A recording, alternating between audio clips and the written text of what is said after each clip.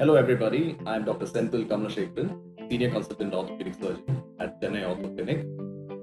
Today I am going to talk to you on shoulder stiffness, which is part of our common orthopedic problem.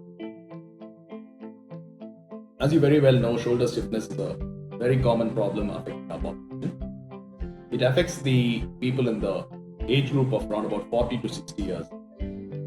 Many of them present to us with pain in the shoulders and inability to raise the arm. Most of them have difficulty in sleeping and in touching their back. As time goes on, this situation gets worse and they are unable to move their shoulder. If treated by a physician or a physiotherapist, these people generally get better and are able to recover a certain extent of their movements. However, in some cases, this is not possible. Many of the people affected with this condition have a background of either diabetes, thyroid disease, or may have sustained an accident or trauma at some point, in which case we call it as a post-traumatic stiffness.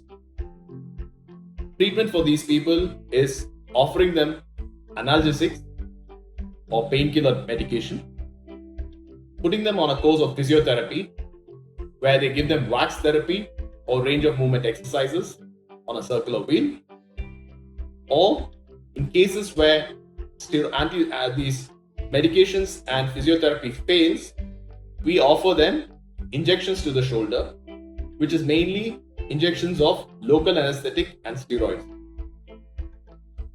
In certain cases where the people do not get benefit from injections or medications, we provide them with a surgical option.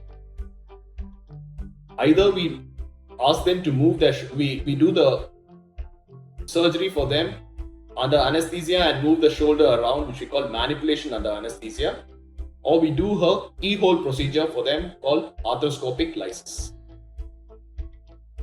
I hope this short video was helpful for you and you gained some knowledge. Thanks.